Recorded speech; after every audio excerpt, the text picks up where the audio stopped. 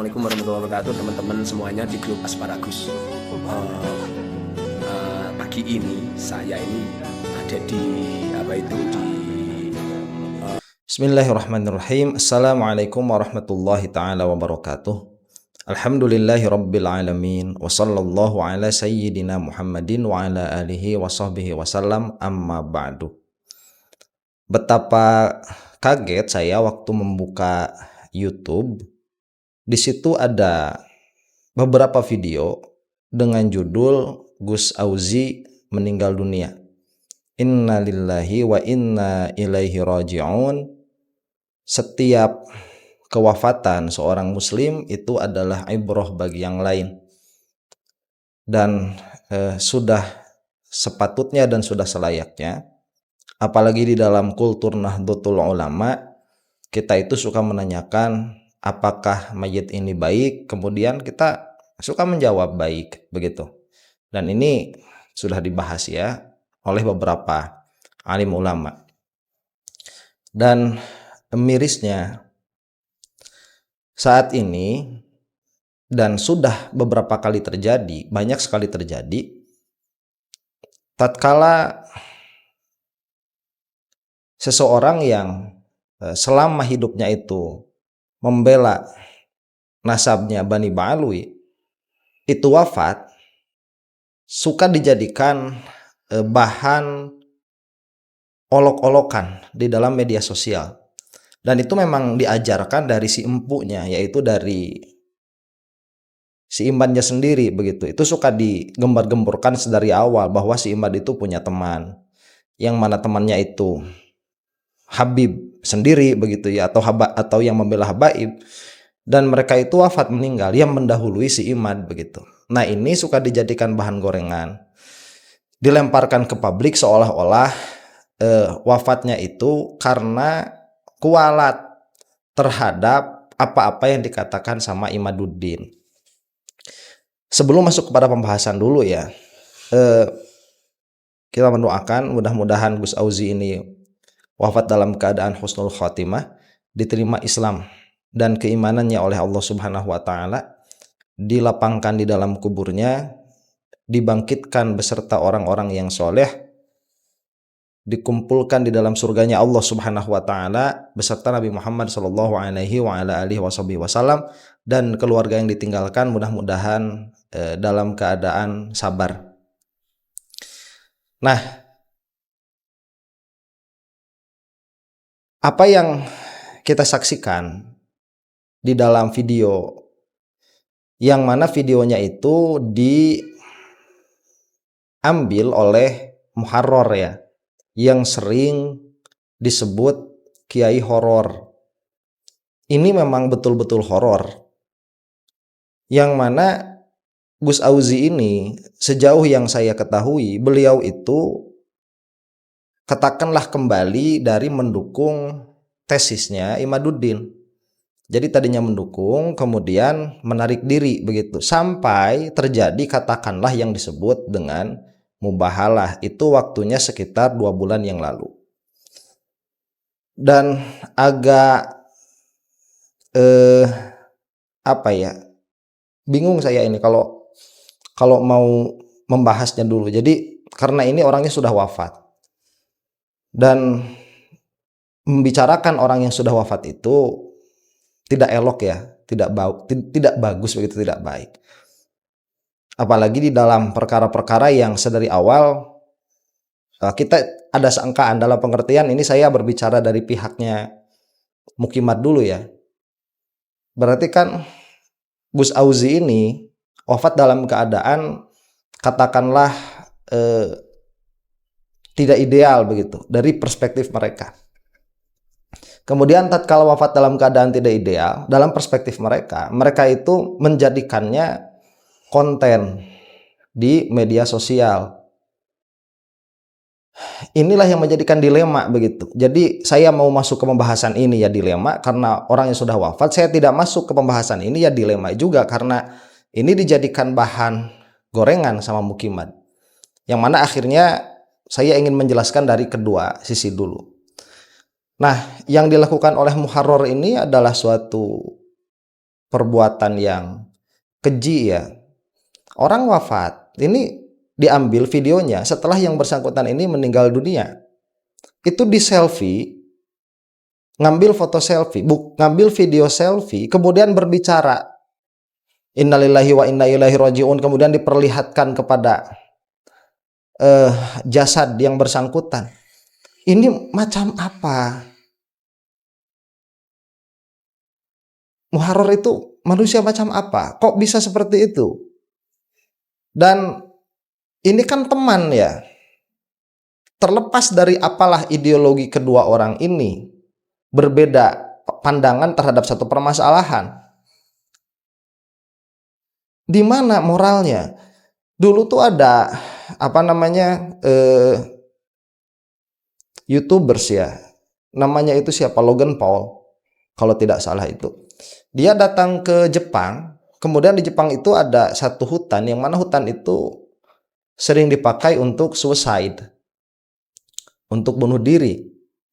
Dan di hutan itu si Logan Paul itu selfie, entah foto atau video, foto kalau tidak salah, itu mendapat hujatan netizen yang sangat masif.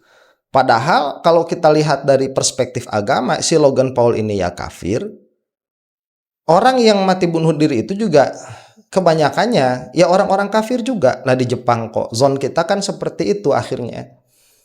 Dan ini mendapat gugatan yang luar biasa. Si Muharrar ini dia ngambil video di hadapan jenazah yang mana jenazah itu adalah temannya sendiri.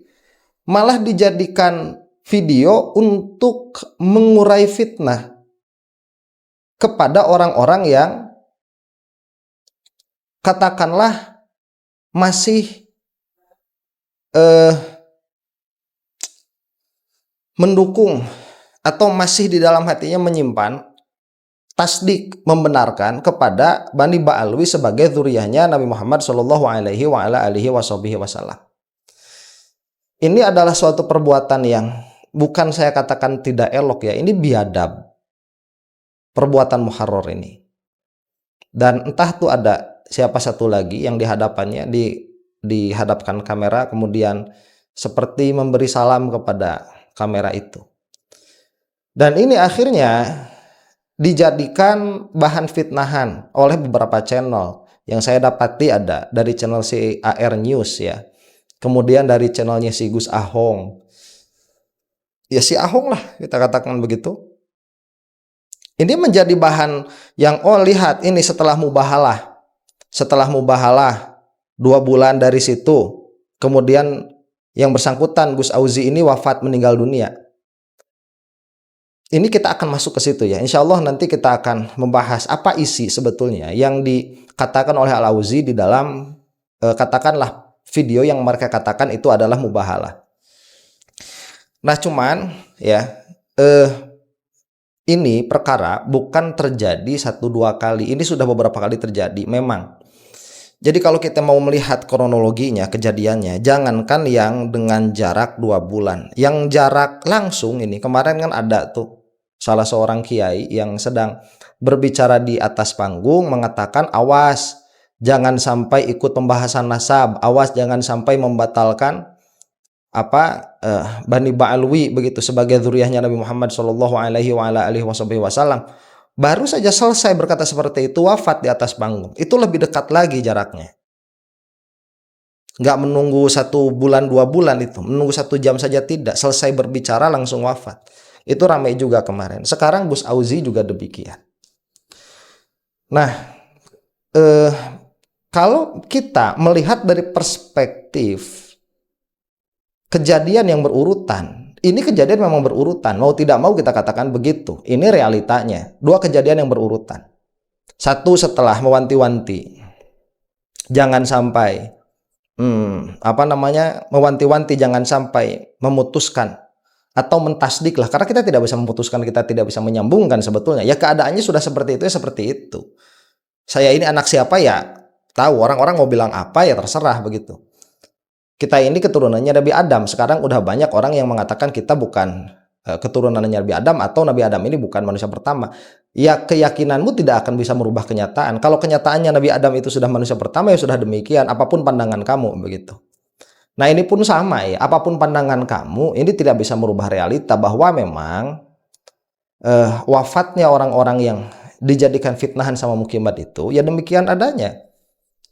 Sebelumnya itu sudah mengatakan wanti-wanti jangan sampai memutuskan Bani Ba'alwi. Kemudian yang satu ini juga Gus Auza'i demikian juga, setelah mengatakan saya bersaksi, kemudian mendoakan mudah-mudahan Imad itu terkena laknat oleh Allah Subhanahu wa taala. 2 bulan dari situ wafat. Itu sudah realita. Nah, realita ini mereka masukkan ke situ apa? Prasangka.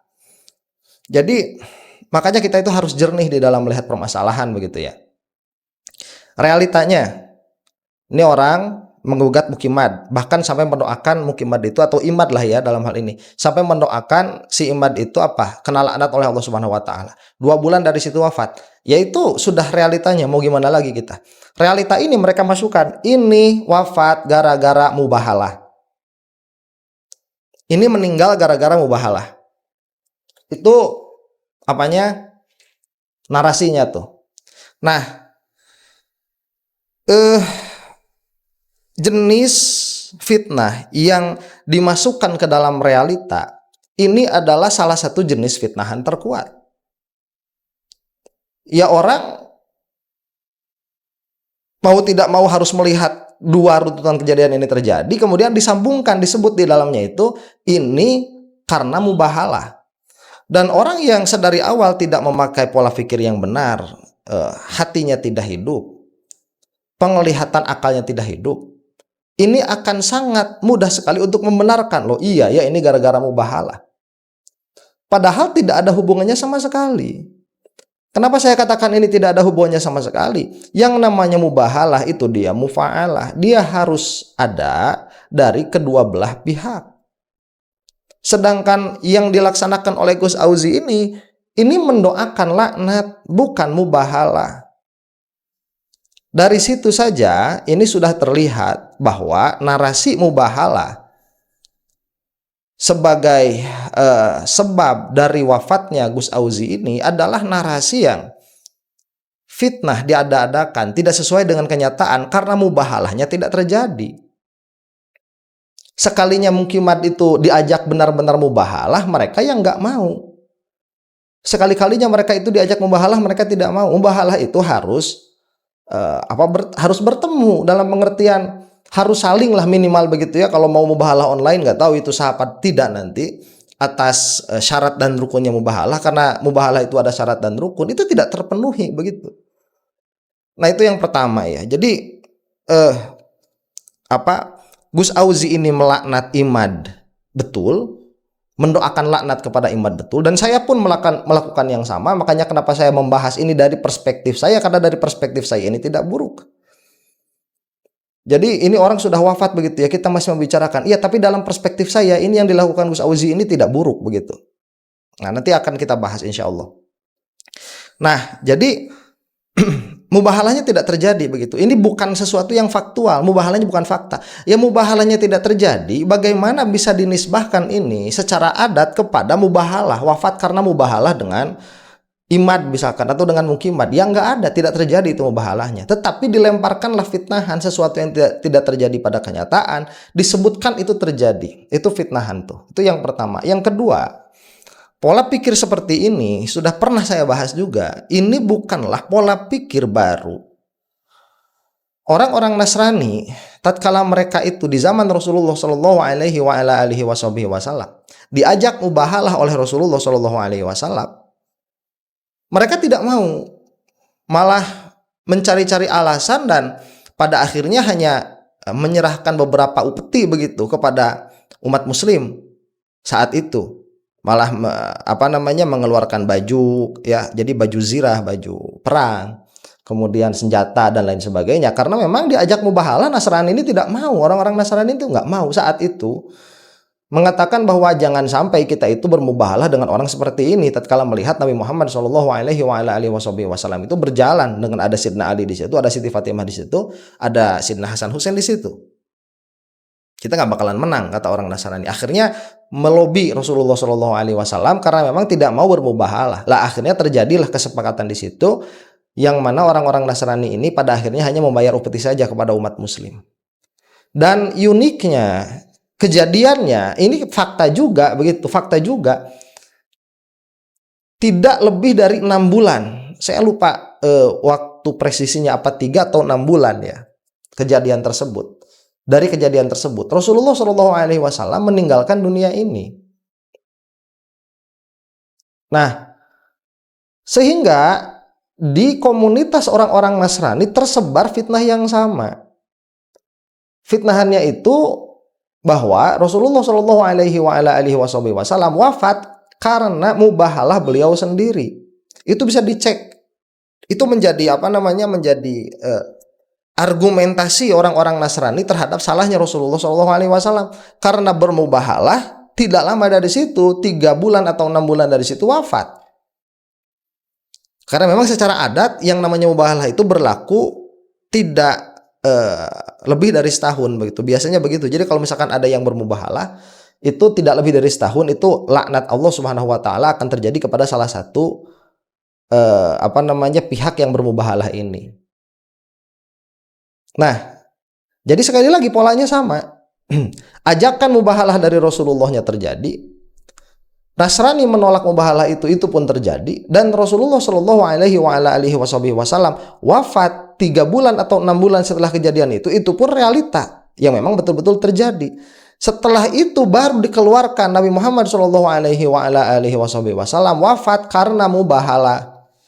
Itu fitnahnya. Dan ini sudah terjadi kepada kita. Jadi kalau misalkan kita melihat ya, apa laknat yang paling besar sebetulnya yang bisa terkena kepada seorang mukmin? Laknat yang paling besar yang bisa terkena kepada seorang mukmin adalah kekafiran. Itu adalah laknat yang paling besar. Jadi tatkala seseorang ini wafat dalam keadaan kafir, itulah laknat yang paling besar, karena ini akan menjadi sebab adi kekalnya siksa di neraka di yaumil qiyamah. Nah sekarang kita lihat ya sebetulnya nih. Dan kalau misalkan mendoakan laknat, saya sekali lagi bilang, saya yang mendoakan, salah satu yang mendoakan laknat kepada si Imad itu. Sampai sekarang nggak ada masalah juga. Dan kalaupun ada masalah sama saya, pasti bukan gara-gara itu. Kenapa? Karena wilayah hak dan batil bukan pada wilayah seseorang itu mati dalam keadaan itu. Al-Imam Bukhari itu wafat karena apa? Karena terfitnah. Jadi sudah banyak orang yang memfitnah, Imam Bukhari itu meminta kepada Allah Subhanahu wa taala agar diwafatkan sebelum keluar dari Bukhara. Itu wafat itu. Al-Imam Asy-Syafi'i dalam beberapa kisah, dalam beberapa riwayat malah wafatnya itu gara-gara didoakan oleh salah satu wali Malikiyah. Nah, karena tatkala Imam Asy-Syafi'i itu berpindah ke Mesir, orang-orang Mesir yang tadinya mazhabnya Maliki itu mulai terpinggirkan, hampir musnah tuh mazhab Maliki di Mesir. Yang mana sampai ada seorang Maliki meminta kepada wali yang Maliki juga, memintakan mudah-mudahan Imam Syafi'i ini segera wafat dan dikabul oleh Allah Subhanahu wa taala. Apakah itu menunjukkan Imam Syafi'i itu salah? Tidak. Tidak menunjukkan demikian. Ini perkara yang kalau kita memiliki khazanah yang lumayan lah begitu di dalam agama, kita tidak akan mempunyai kesimpulan konyol seperti kesimpulannya Muqimad ini. Nah, jadi ala kulli hal kita akan pisah saja lah ya pembahasan terhadap katakanlah yang quote and quote mubahalahnya Gus Auzi ini kita akan pisahkan dulu. Itu nanti di dalam video yang akan datang insya Allah. Cuma dalam video kali ini kita akan membahas ketololannya Muqimad dulu begitu. Ini adalah laknat yang nyata justru. Yang mana mereka itu empati jadi hilang, kemudian syariat dihilangkan. Nah, itu yang dilaksanakan sama Muharrar itu. Apa begitu cara memperlakukan jenazah tatkala melihat seseorang itu wafat, tatkala melihat seseorang itu meninggal? Apa begitu cara memperlakukannya? Yang mana orang-orang barat saja yang tidak memiliki syariat itu langsung digugat tuh orang seperti itulah. Sekarang kelakuan Muharrar seperti ini malah banyak dipuji di media sosial. termasuk diantaranya sama si AR News, sama si siapa itu, sama si Gus Ahong. Lah tatkala melihat seperti itu, apa mereka itu nggak sadar bahwa si Muharrar ini sedang memiliki nir moral? Kalau kita tidak katakan nir syariat begitu. Apa kita tidak melihat hal seperti itu? Nggak kelihatan sama Mukim Banba. Kenapa? Dilaknat oleh Allah Subhanahu wa taala, hatinya tertutup.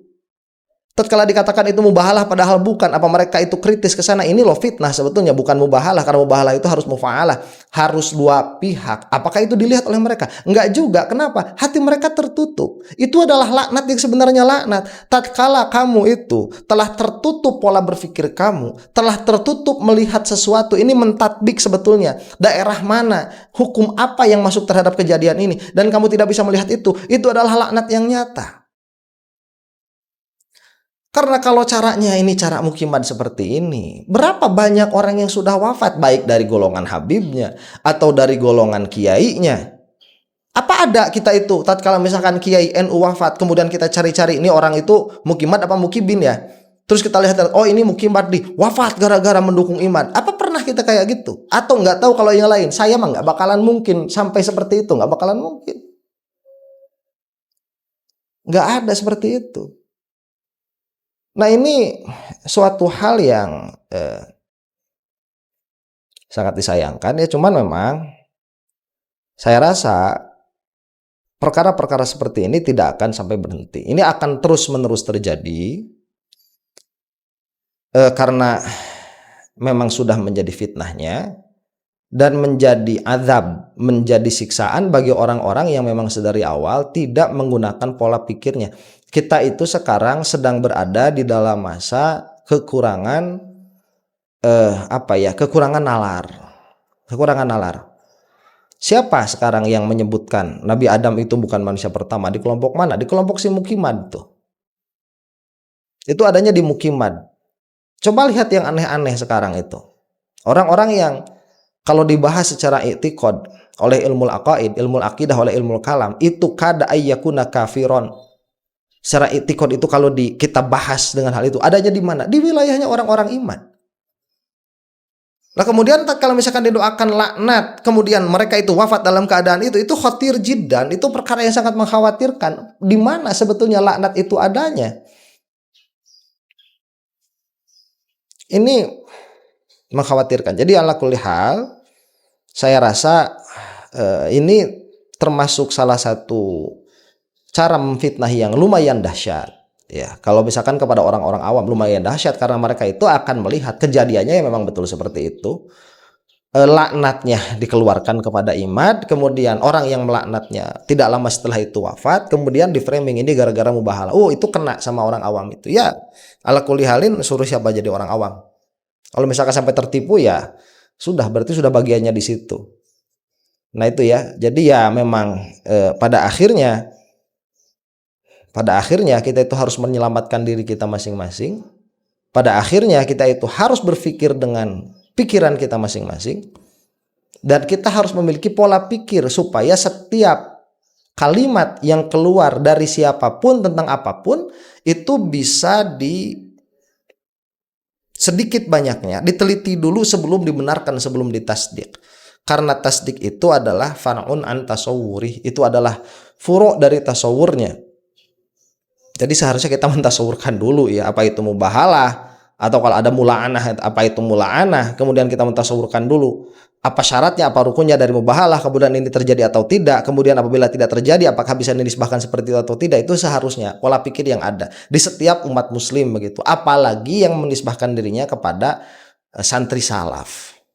Demikian, mudah-mudahan laknat Allah Subhanahu wa taala tercurah kepada imad. Ini saya teruskan saja doanya doanya Gus Auzi ini. Mudah-mudahan laknat tercurah kepada imad, dan kalau tidak bertaubat itu mudah-mudahan juga tercurah kepada orang yang sudah menggoreng masalah ini, yaitu kepada si Muharrar sama si Ahong juga begitu. Ya udahlah, itu udah senjata kita lah, mau ngapain lagi begitu, udah susah sekarang mah. Kalau mau mula'anah atau misalkan mubahalah ya sudah, tinggal hubungi saja. Kita mubahalah ayo dalam hal apa begitu. Kalau mau ya Kita mubahalah dalam hal apa, dan kalau misalkan memang perkara itu qat'i, saya mah nggak bakalan mikir dua kali. Ayo kita mubahalah dengan syarat dan rukunnya. Kita ngaji dulu nih.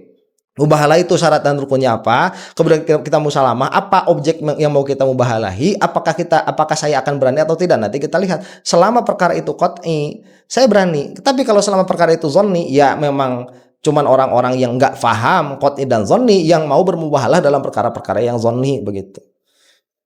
Itu demikian, mudah-mudahan kita selamat dari fitnah akhir zaman. Sekali lagi mudah-mudahan Gus Auzi ini diterima oleh Allah Subhanahu wa taala, dikumpulkan beserta orang-orang yang soleh, dan yang ditinggalkan mudah-mudahan ada dalam keadaan sabar, terutama tatkala menjadi fitnah seperti ini. Amin.